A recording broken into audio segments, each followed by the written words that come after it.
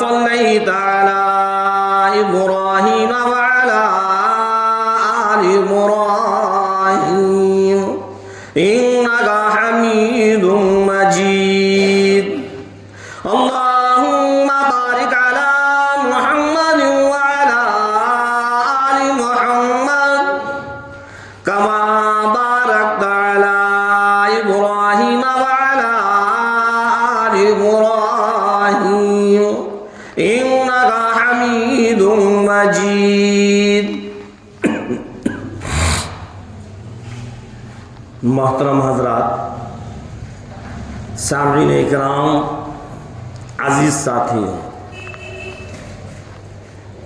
एक छोटी सी आयत तिलावत की है। अल्लाह तबारक तआला ने इस आयत के अंदर दो चीज़ों को बयान किया है। एक अपने हुक्म को बयान किया, अपनी तौहीद को बयान किया, और दूसरे माँ बाप की अहमियत को बयान किया कि माँ बाप की अहमियत क्या है, माँ बाप का वक़ार क्या है, माँ बाप का मकाम क्या है।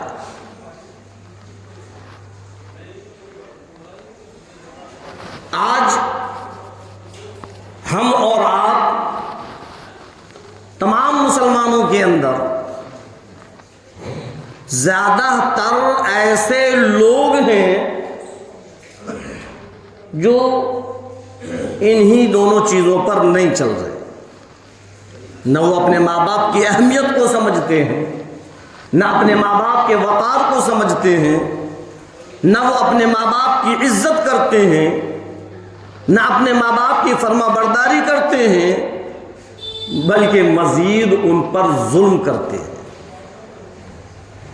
हाँ, एक नहीं सैकड़ों ऐसे हैं जो माँ बाप की फरमाबरदारी करना तो बहुत दूर, अल्लाह माफ करे, अल्लाह माफ करे, माँ बाप के चेहरे को देखना पसंद नहीं करते।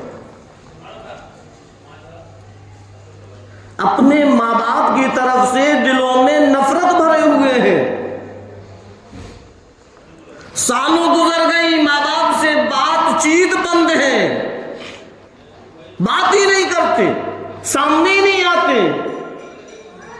ऐसी नफरत अपने दिल के अंदर बिठा कर रखी है कि माँ बाप को देखना भी पसंद नहीं करते। और फिर वो ये सोचें कि हम कामयाब हो जाएं, हरगिज कामयाब नहीं हो सकते। याद रखना है मुसलमानों, अपने अपने माँ बाप के दिलों को दुखाने वालों कभी भी कामयाब नहीं हो सकते जब तक कि हमारे माँ बाप हमसे राजी ना हो।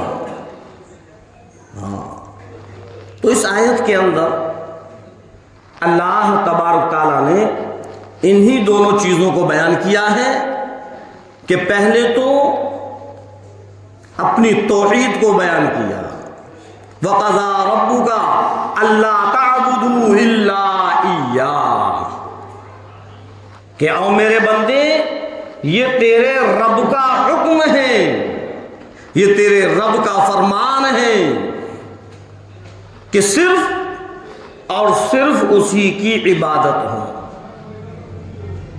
उसी की परितिश हो, उसके अलावा कोई रब नहीं, कोई खुदा नहीं, कोई मुश्किल कुशा नहीं, कोई हाजत रवा नहीं, सब कुछ वही है। फरमाया परवरदिगार आलम ने वक़ज़ा रब्बुका अल्ला ताबुदू इल्ला इय्याह। आओ ईमान वालों, कुरान करीम की आयत को खोल कर देखें, पढ़ कर देखें, सुन कर देखें,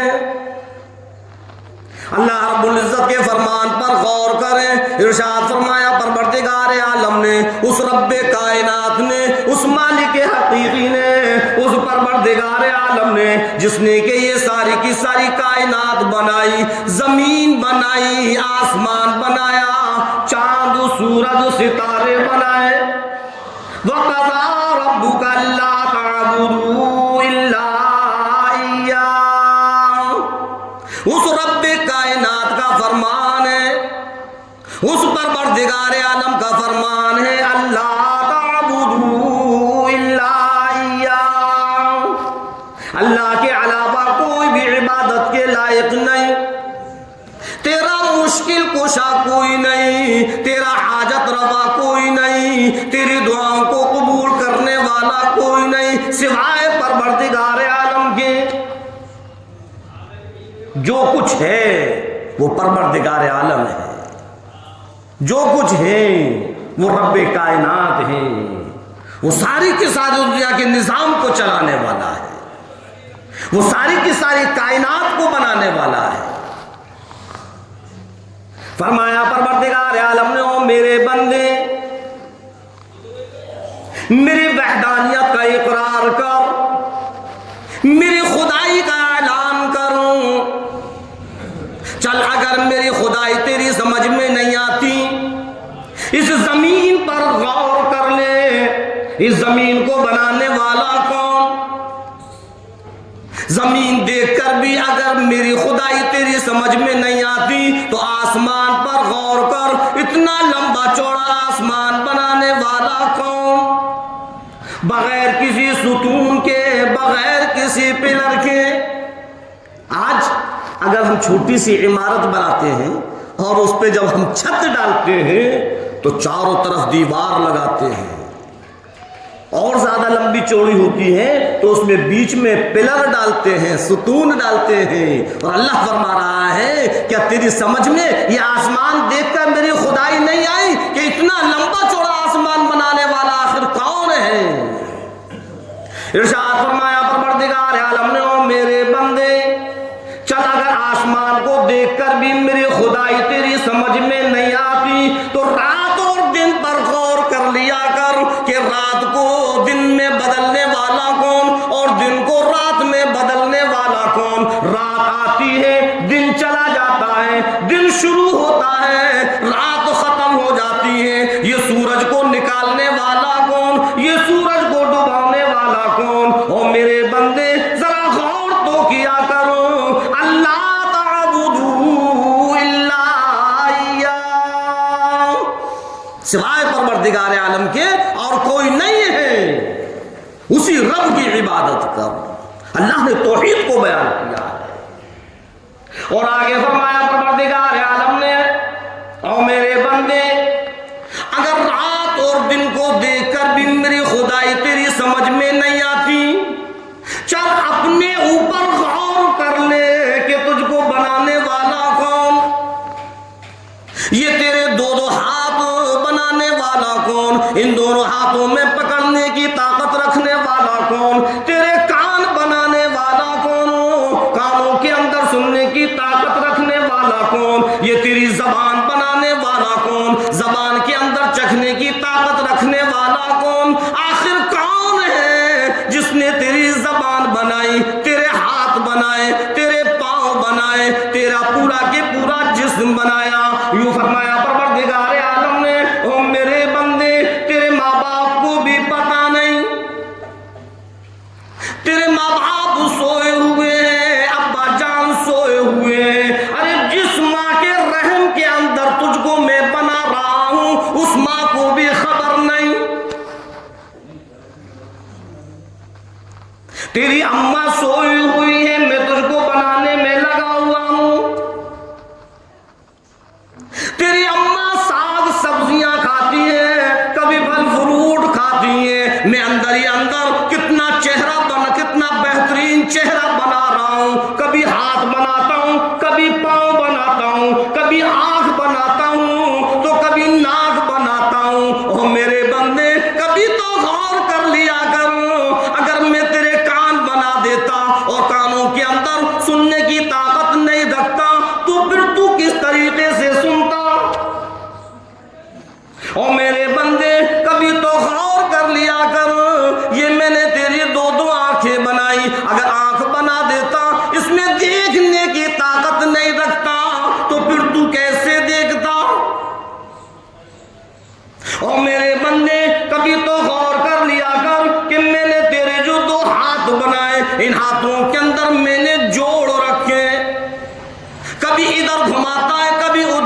फरमाता है अगर मैं जोड़ ना रखता तो तू खाना खाने के लिए मोहताज हो जाता, कैसे खाना खाता।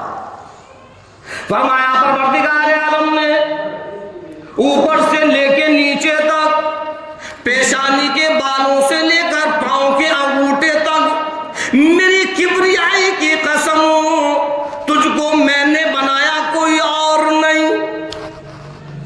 और जब मैंने बनाया तुझको खिलाने वाला में, तुझको पहनाने वाला में, तुझको पिलाने वाला में, तो फिर गैरों को सजदे क्यों करता है। अल्लाह ताबुदू इल्ला इय्या, सिवाय परवरदिगार आलम के फिर तेरा कोई मुश्किल कुशा नहीं है, तेरा कोई हाजत रवा नहीं है, तेरी दुआओं को कबूल करने वाला कोई नहीं है, तेरी मुश्किलों को हटाने वाला कोई नहीं है। जो भी कुछ मांगना है उस रब से मांग, उस परवरदिगार आलम से मांग जो सारी की सारी कायनात को सुनने वाला है।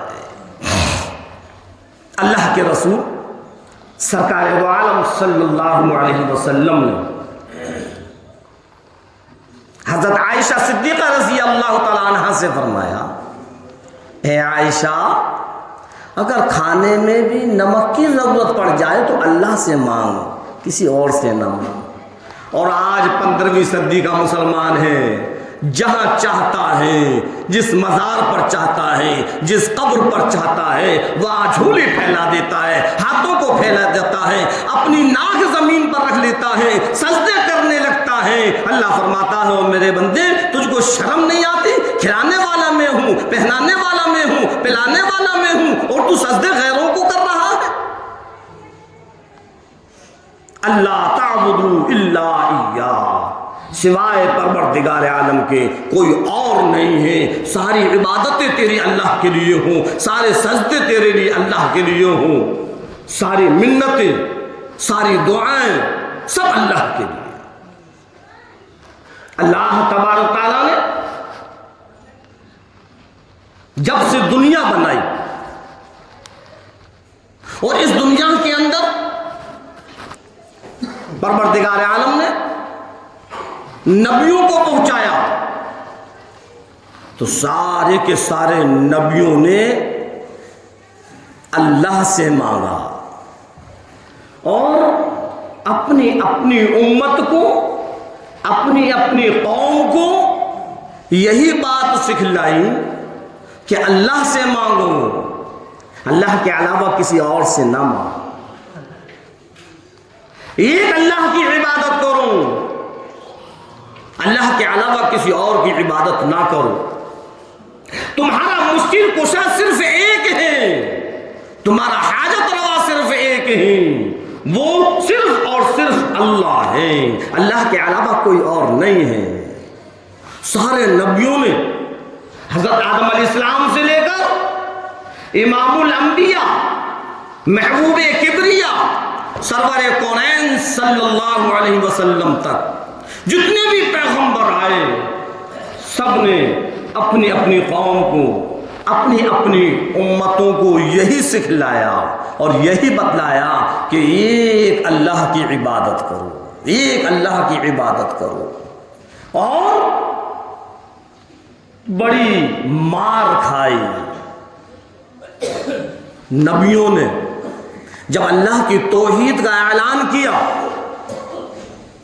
अल्लाह की तौहीद को आम किया, तो कुछ ऐसे भी लोग थे कि उन्होंने अल्लाह के नबियों पर जुल्म और सितम करना शुरू कर दिए। लेकिन अल्लाह के नबी मार खाते रहे, पिटते रहे, जुल्म बर्दाश्त करते रहे, फिर भी अल्लाह की तौहीद को बयान करते रहे। ऐसा नहीं है कि वो अल्लाह की तौहीद से पीछे हट गए हों, नहीं। अल्लाह के रसूल सरकार दो आलम सल्लल्लाहु अलैहि वसल्लम जो कि सारे के सारे नबियों के इमाम हैं, सारे के सारे नबियों के सरदार हैं, जब आप सल्लल्लाहु अलैहि वसल्लम ने उस कुरैश मक्का के सामने अल्लाह की तौहीद को रखा, तो वही कुरैश मक्का जो आपसे मोहब्बत किया करते थे, जो आपको सादिक कहा करते थे, जो आपको अमीन कहा करते थे, वही दुश्मन बन गए, वही दुश्मन बन गए। तरह तरह की परेशानियां डालना शुरू कर दी। हाँ, और ये सिर्फ सरकार दो आलम सल्लल्लाहु अलैहि वसल्लम के साथ ही नहीं, बल्कि आपसे पहले भी जितने नबी आए हैं उनकी कौमों ने उन पर जुल्म सितम किए हैं। हज़रत नूह अलैहिस्सलाम हैं, लोगों को समझा रहे हैं, लोगों को बतला रहे हैं, और उनकी कौम है कि वो पत्थर मार रही है, पत्थर मार रही है। हज़रत यूनुस अलैहिस्सलाम हैं, लोगों को समझा रहे हैं, लोगों को बतला रहे हैं, और उनकी कौम है कि बाज नहीं आती। पत्थर खाए, मार खाई, लेकिन फिर भी लोगों को यही कहते रहे कि सिर्फ और सिर्फ एक रब है, एक अल्लाह है, उसी की इबादत करो, उसी की परितिश करो, जो कुछ मांगना है उससे मांगो। अल्लाह तबारक तआला इम्तिहान लेता है। उसने अपने नबियों का इम्तिहान लिया है। हम और आप क्या हैं? और जहां परवरदिगार आलम गफूरुर रहीम है, वही परवरदिगार आलम क़हार और जब्बार भी है। जब वो पकड़ करने पर आ जाए तो छोटी सी गलती पर पकड़ कर लेता है, और जब माफ करने पर आ जाए तो छोटी सी नेकी पर माफ कर देता है। अल्लाह ने तो नबियों की पकड़ की है। हम और आप क्या हैं जो रात और दिन अल्लाह की नाफरमानियों में दंदनाते फिरते हैं, अल्लाह के हुक्मों को पूरा नहीं करते, अल्लाह के फराइजों को अदा नहीं करते। 15वीं सदी के मुसलमान, क्या तुझको खुदा का खौफ नहीं है? क्या तुझको खुदा की पकड़ से डर नहीं लगता? परवरदिगार आलम तो वो जात है, वो परवरदिगार आलम ने जिसने नबियों की पकड़ की। जब पकड़ करने पर आ जाए तो उसकी पकड़ से कोई बच नहीं सकता। यूं फरमाया परवरदिगार आलम ने, ओ मेरे बंदो, इन्ना बतुशा रब्बिका लशदीद, बेशक परवरदिगार आलम की पकड़ बड़ी सख्त पकड़ है। तेरे रब की पकड़ बड़ी सख्त पकड़ है। हजरत यूनुस अलैहिस्सलाम की पकड़ कर ली सिर्फ एक लफ्ज पर। लफ्ज क्या था? अल्लाह के नबी हैं, लेकिन जब हजरत यूनुस अलैहिस्सलाम की जबान से सिर्फ एक लफ्ज ऐसा निकल गया जो अल्लाह को पसंद नहीं आया, अल्लाह ने पकड़ कर ली। हम और आप हैं जो रात और दिन अपनी जबान से न मालूम क्या क्या बात निकाल देते हैं। हमको डर नहीं लगता कि कहीं हमारी पकड़ ना कर ले परवरदिगार। हजरत यूनुस अलैहिस्सलाम लोगों को समझा रहे हैं, बतला रहे हैं, लोग धक्के मार रहे हैं, मार रहे हैं। कभी बाजारों में जाकर समझाते हैं, तो कभी मोहल्लों में जाकर समझाते हैं, लेकिन लोगों की समझ में नहीं आती, लोग मानने को तैयार नहीं। हजरत यूनुस अलैहिस्सलाम ने अपना रुख कचहरी की तरफ कर लिया कि लाओ, लोग तो हमारी बात मानते नहीं, बादशाह को समझा कर देखें। कचहरी में बादशाह को समझाना शुरू कर दिया, ओ बादशाह, ये तेरी बादशाहत चंद दिन की है, कोई पता नहीं कब खत्म हो जाए। उस परवरदिगार आलम तुझको बादशाह बनाया। अच्छा, मुझको समझाने के लिए आया है तो? बादशाहत मेरी, हुकूमत मेरी, रियाया मेरी, सब कुछ तो मेरे हाथ में है। कौन खत्म करेगा मेरी बादशाहत?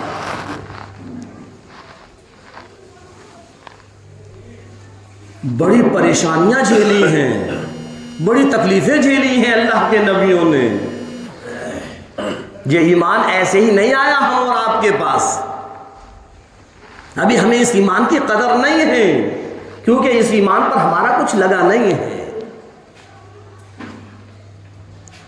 समझाते समझाते जब काफी अरसा हो गया, मार खाते खाते जब 4-5 दिन हो गए, यूनुस अलैहिस्सलाम की ज़बान मुबारक से निकल गया, ऐ लोगों बाज आ जाओ, वरना 40 दिन में अल्लाह का अज़ाब आ जाएगा। ये 40 दिन का जो लफ्ज ज़बान से निकला अल्लाह को पसंद नहीं आया। अल्लाह रब्बुल इज़्ज़त फरमाने लगा, ओ मेरे यूनुस, तुम कौन होते हो 40 दिन का लक़ब लगाने वाले? ये तुम मेरी मर्जी है, मैं 40 दिन में भेजूं या 30 दिन में भेजूं, मैं भेजूं या ना भेजूं, वही आना बंद। अल्लाह नाराज। हजरत यूनुस अलैहिस्सलाम परेशान हो गए। सिर्फ कितनी सी बात थी कि जबान से ये निकल गया, ए लोगों बाज आ जाओ, वरना 40 दिन में अल्लाह का अज़ाब आ जाएगा। और ऐसा नहीं है, जब लोग अल्लाह की नाफरमानियां करते हैं, जब अल्लाह के हुक्मों को तोड़ते हैं तो अल्लाह का अज़ाब आता है, लोग हलाक हो जाते हैं। अल्लाह ने बस्तियों को हलाक कर दिया। तो सिर्फ इतनी सी तो बात कही थी कि 40 दिन में अल्लाह का अज़ाब आ जाएगा। लेकिन मैंने कहा कि जब अल्लाह पकड़ करने पर आता है तो वो नबियों की भी पकड़ कर लेता है। वही आना बंद। लोग कहने लगे, यूनुस क्या हुआ?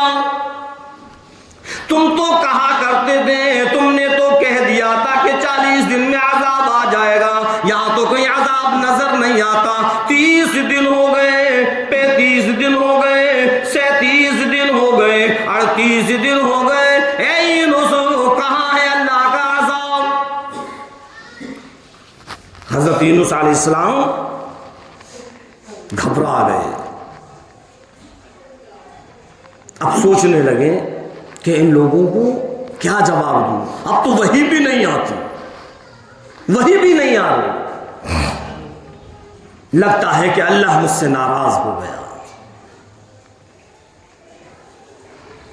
लोग कहने लगे, यूनुस आज तो 39वां दिन है, अज़ाब कहां? अब यूनुस अलैहिस्सलाम समझने लगे कहीं ऐसा ना हो कि लोगों की नजरों में अल्लाह का नबी झूठा हो जाए।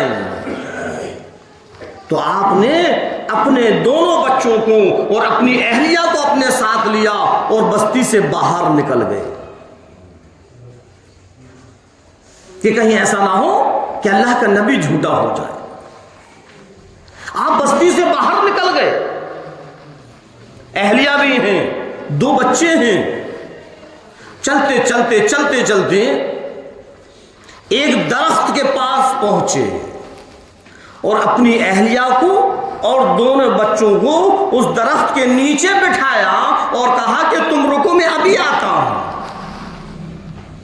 हजरत यूनुस अलैहिस्सलाम अपने बच्चों को, अपनी अहलिया को छोड़कर जब आगे बढ़े, उधर से कोई शहजादा आया और यूनुस अलैहिस्सलाम की अहलिया को लेकर चला गया। अहलिया कहने लगी, ज़ौजे मोहतरमा कहने लगी, ओ अल्लाह के बंदे, जरा खुदा से डरो, खुदा से डरो। तू जानता नहीं मैं कौन हूँ? मैं एक नबी की बीवी हूँ, मैं यूनुस की अहलिया हूँ, मैं परवरदिगार आलम के भेजे हुए नबी की बीवी हूँ। जरा खौफ कर उस रब से।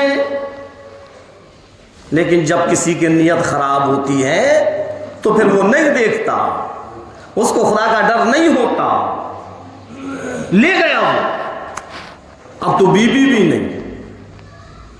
कैसी पकड़ की अल्लाह ने? बीबी भी नहीं। यूनुस अलैहिस्सलाम आए और आकर कहने लगे, बच्चों अम्मा कहाँ है? कि अब्बा अब्बा, के हाँ, कि अम्मा को तो कोई घोड़ों पर आया और वो ले गया। वो चीखती रही, चिल्लाती रही, रोती रही, लेकिन उसने एक ना सुनी। यूनुस अलैहिस्सलाम बड़े परेशान हैं। हे अल्लाह, ये क्या हो रहा है? मेरी बीवी भी गई। हजरत यूनुस अलैहिस्सलाम ने अपने दोनों बच्चों को साथ लिया और चल रहे हैं। जब दरिया का किनारा आया तो एक बच्चे को इस पार बिठा दिया कि पहले मैं एक बच्चे को पार करा दूं, फिर मैं तुम्हें ले जाऊंगा, और दूसरे बच्चे को अपने कांधे पर बिठाकर और पानी के अंदर उसको पार करने के लिए निकले। थोड़ी दूर निकले थे कि अचानक पीछे से आवाज आई, एक डरावनी आवाज, एक दिल दहलाने वाली आवाज। अब्बा! पीछे मुड़कर देखा तो बच्चों को भेड़िया ले जा रहा है, और घबराहट में एकदम जो पलट कर देखा तो जो कांधे पर बच्चा बैठा था वो पानी के अंदर पहुंच गया। गौर करना, अल्लाह की पकड़ कैसी पकड़ है। एक बच्चा पानी के अंदर, दूसरा बच्चा भेड़िया ले गया। बीबी नहीं, बच्चे नहीं। अल्लाह की नाराजगी है, अल्लाह नाराज है, वही भी आना बंद। ऐ लोगों, जरा गौर तो करो, यूनुस अलैहिस्सलाम का जुर्म क्या था? यूनुस अलैहिस्सलाम की खता क्या थी? यूनुस अलैहिस्सलाम की गलती क्या थी? सिर्फ जबान से इतना कहा था कि 40 दिन में अज़ाब आ जाएगा, लेकिन अल्लाह को ये बात पसंद ना आई। आज हम और आप अपनी जबानों से जाने कितनी ऊटपटांग बात निकाल देते हैं, जाने कितनी गलतियां कर देते हैं, जाने कितने अल्लाह के हुक्मों को ठुकरा देते हैं। 15वीं सदी के मुसलमान, जरा गौर कर, जरा गौर कर। क्या तुझको खुदा की पकड़ से डर नहीं लगता? अरे खुदा तो वो है जो पकड़ करने पर आए तो नबियों की पकड़ कर ले।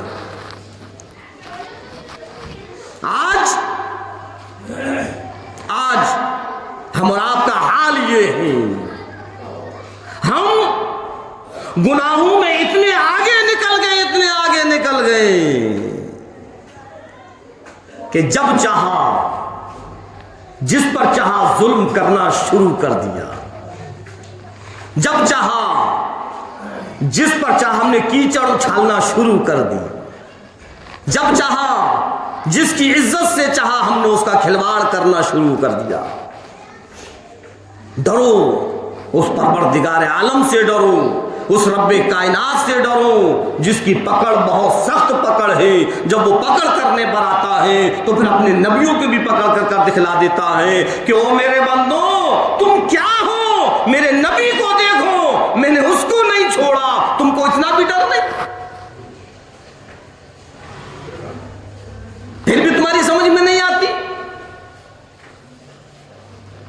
15वीं सदी के मुसलमानों, कब होश आएगा? कब समझ में आएगी हमारे ये बात कि वो वहदहु ला शरीक, वो अहकमुल हाकिमीन ऐसी कुदरत वाला है, ऐसी कुदरत वाला है कि वो जब चाहे जो चाहे कर सकता है। उसके लिए कोई भी काम मुश्किल नहीं है। वो सिर्फ और सिर्फ जिस चीज को चाहे हुक्म दे दे और जमीन थर्रा जाए, जलजला आ जाए। पानी को अगर हुक्म दे दे तो अपनी जगह छोड़कर सारी की सारी दुनिया में सैलाब की शक्ल में पानी ही पानी नजर आ जाए। अगर वो हवा को हुक्म दे दे तो यही ठंडी भीनी भीनी हवा तूफानी हवाओं में बदल कर सारे के सारे मकानातों को ढा दे। बड़ी कुदरत वाला है। डरो उस परवरदिगार आलम से, उसकी नाफरमानियों से डरो, उसके अहकाम को जो आज हम और आप पूरा नहीं कर रहे हैं, डरो कहीं ऐसा ना हो कि हमारे इन गलतियों से कहीं हमारी पकड़ ना कर ले परवरदिगार आलम।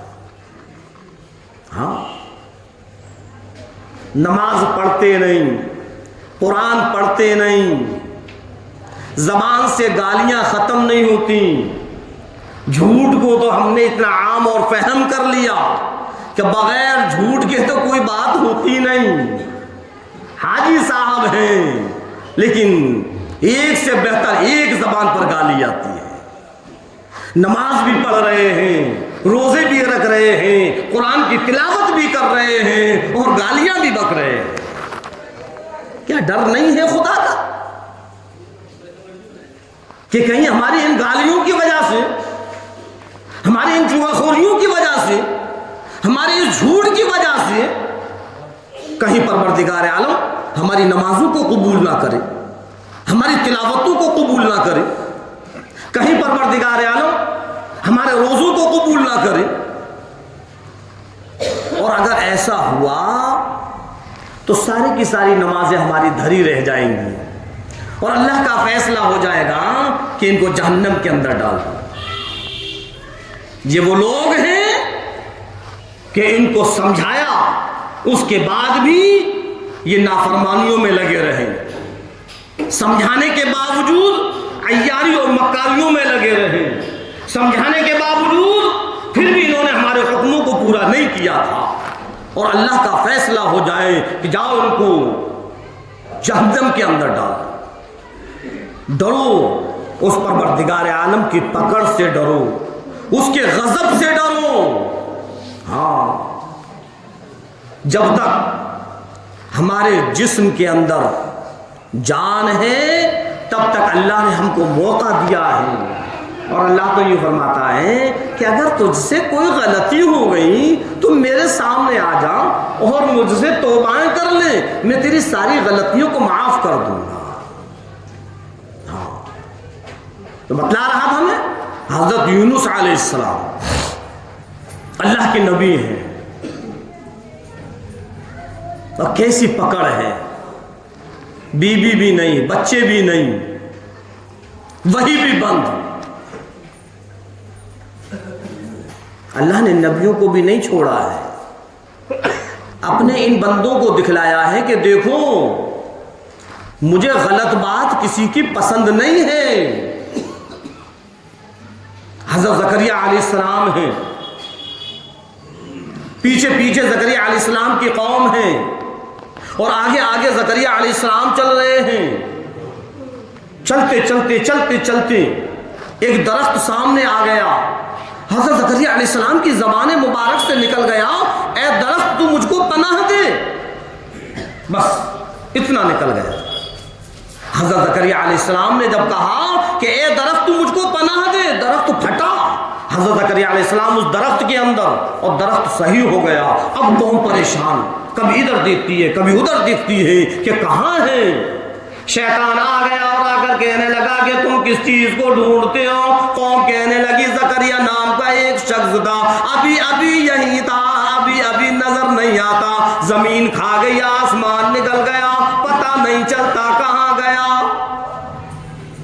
शैतान ने कहा जिस ज़करिया को तुम ढूंढने में लगे हुए हो वो ज़करिया तो इस दरख्त के अंदर मौजूद है।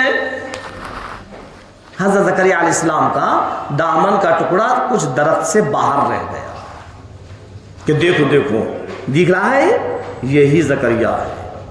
क्या आप किया जाए, ये तो दरख्त के अंदर है। शैतान मरदूद मलऊन उस इब्लीस ने कहा कि एक मैं तुमको एक चीज दिखलाता हूं। नीम का पत्ता दिखलाया और कहा कि इसी तरीके का एक लोहे का आला बनवा। लोहे का आला बनाया और उससे दरख्त को काटना शुरू कर दिया, चीरना शुरू कर दिया।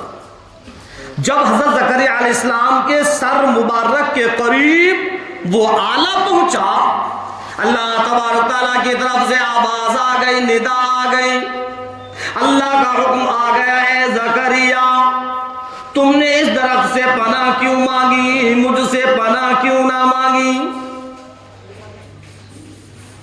पकड़ कर ली अल्लाह ने।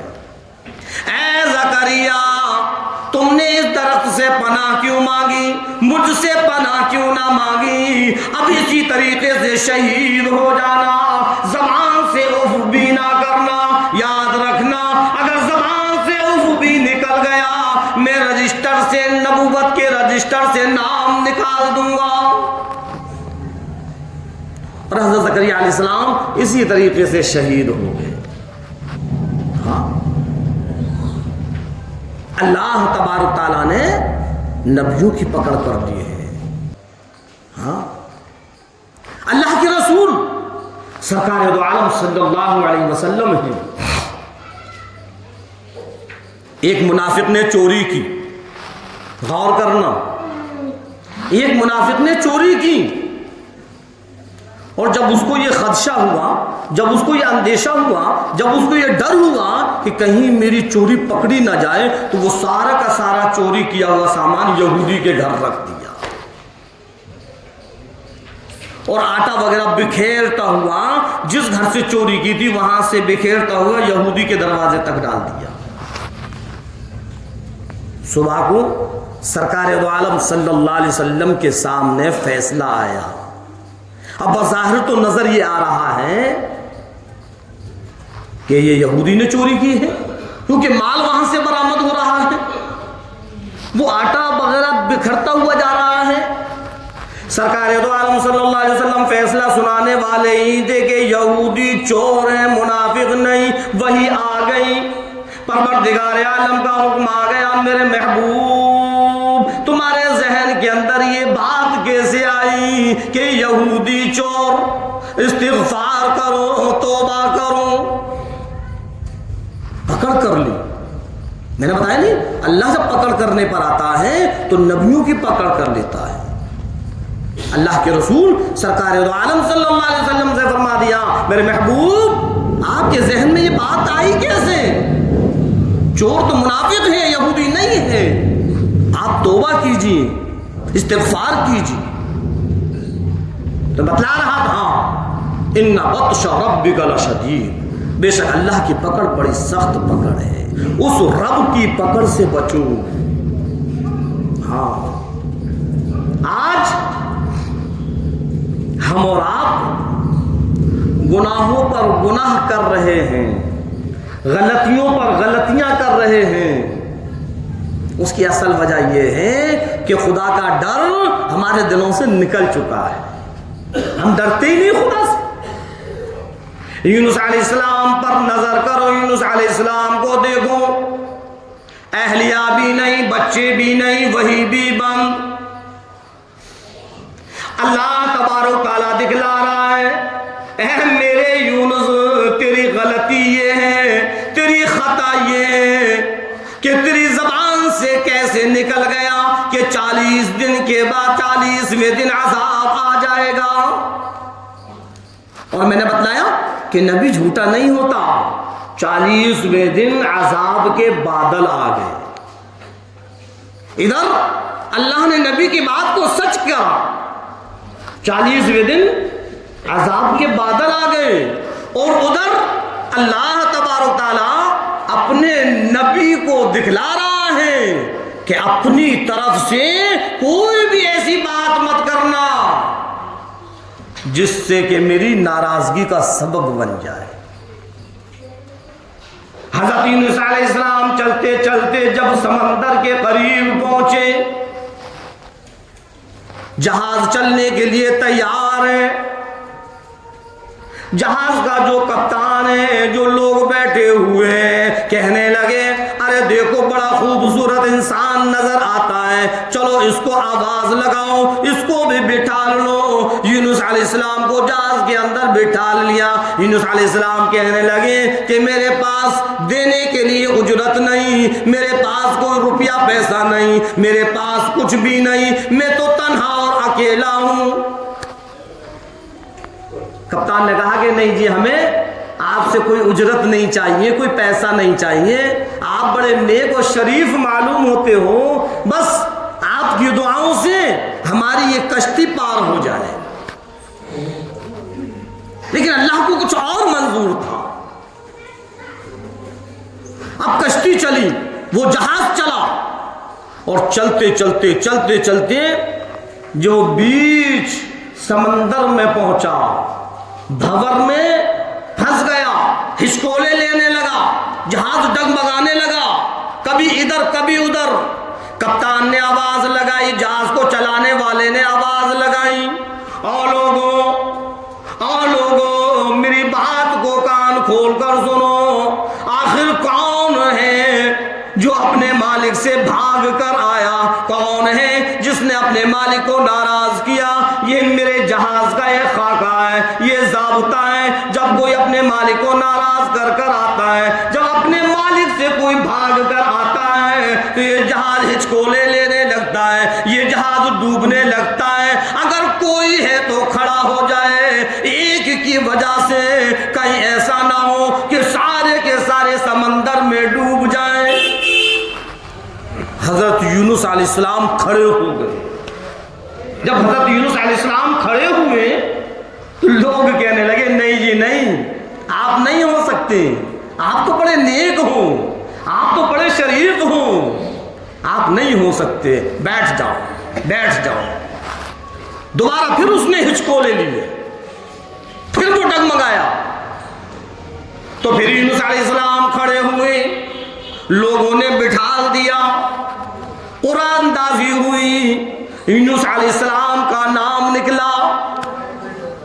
यूनुस अलैहिस्सलाम कहने लगे, है लोगों मैं ही हूं, मुझसे मेरा मालिक नाराज हो गया, मैं अपने मालिक को नाराज कर कर आया हूं, मुझको समंदर में ढकेल दो, सारे के सारे बच जाएंगे। लेकिन लोग ना माने, लोग कहने लगे, नहीं नहीं, आप ऐसे नहीं हो सकते, अरे कौन है खड़ा हो जाए। यूनुस अलैहिस्सलाम समझ गए कि ये लोग मुझको नहीं डालेंगे। लिखा हुआ है कि यूनुस अलैहिस्सलाम ने छलांग लगा दी, समंदर में छलांग लगाई। इधर यूनुस अलैहिस्सलाम ने छलांग लगाई, उधर परवरदिगार आलम ने मछली को भेजा, ओ मछली आजा, मेरे यूनुस को पकड़, मेरी अमानत को पकड़, खबरदार खबरदार, जो तूने अपना लुकमा बनाया इसको हजम किया, सिर्फ तुझको इतनी इजाजत है कि अपने पेट के अंदर रखना, लेकिन हजम करने की इजाजत नहीं। मेरी अमानत है, अमानत में खयानत ना हो।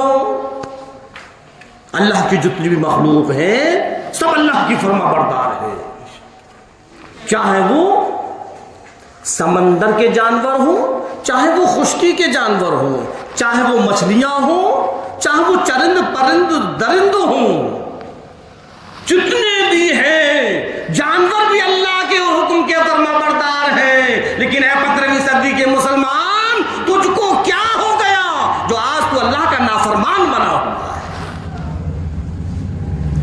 फरमाया परवरदिगार आलम ने, ओ मछली मेरी अमानत है, मेरा यूनुस है, जब तक मैं ना कहूं इस अमानत को अपने पास रख। और ये लिखा हुआ है कि उस मछली को एक और बड़ी मछली ने खा लिया।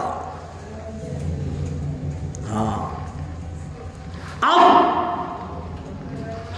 हजरत यूनुस अलैहिस्सलाम मछली के पेट के अंदर, और वो मछली भी तहतुस सराह में पहुंच गई,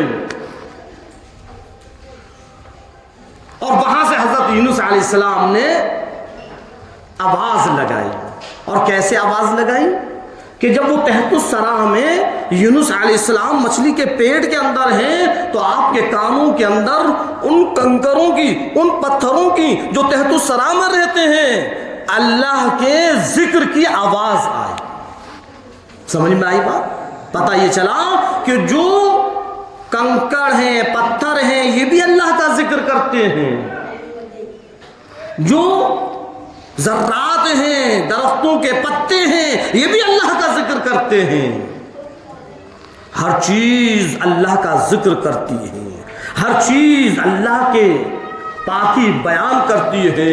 अल्लाह के रसूल सरकार दो आलम सल्लल्लाहु अलैहि वसल्लम ने इसलिए फरमाया कि जब आप किसी ढेले से या किसी मिट्टी से जब आप इस्तिंजा करो तो उस ढेले को पहले सही तरीके से उसको जमीन पर 2-4 बार पटको, ताकि उसको पता हो जाए कि मुझसे इस्तिंजा होने जा रहा है। वो भी अल्लाह के जिक्र में लगा होता है,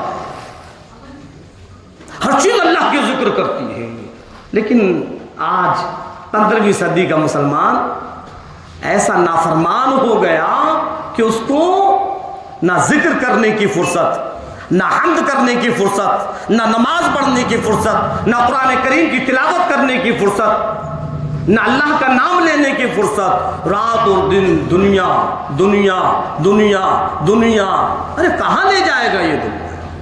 ये तो किसी की भी नहीं हुई। दुनिया दुनिया में रह जाएगी, एक चीज भी साथ नहीं जाएगी। हम उस आखिरत की फिक्र करें जो हमेशा हमेशा की जगह है, वो हमारी कामयाब हो जाए। तो यूनुस अलैहिस्सलाम ने अल्लाह रब्बुल इज्जत को पुकारा, इज़ नादा फी ज़ुलुमात, कि अच्छा ये पत्थर और कंकर अल्लाह का जिक्र कर रहे हैं, ला मैं अल्लाह को पुकारूं, यहां से पुकारूं। अल्लाह को इतना बड़ा समीउल अलीम है, वो सुनने वाला भी है, जानने वाला भी है, वो हर पुकार को सुनने वाला है। फरमाया परवरदिगार आलम ने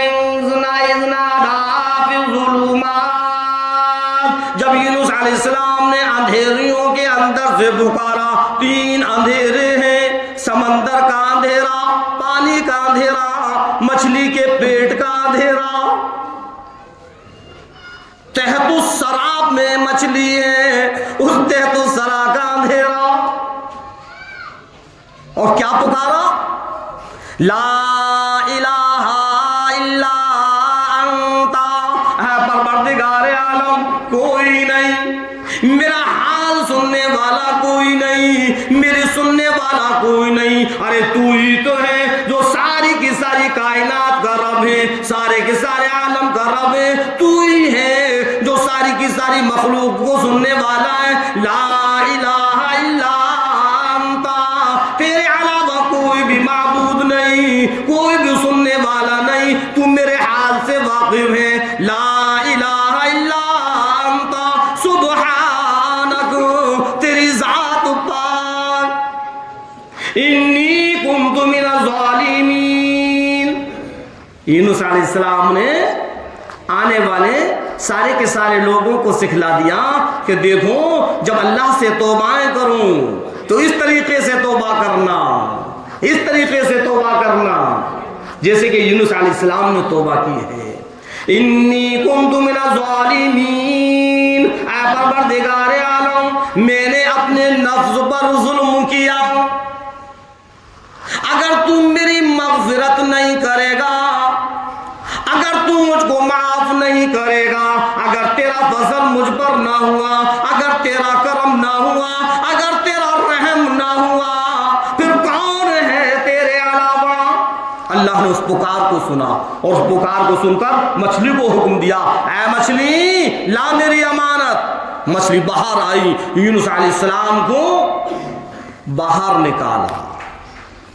और जब यूनुस अलैहिस्सलाम बाहर निकले तो खुदा की कसम मछली कहने लगी, ऐ परवरदिगार आलम, देख ले, तेरी जैसी अमानत थी वैसी ही अमानत है, जर्रा बराबर भी इसमें मैंने खयानत नहीं की।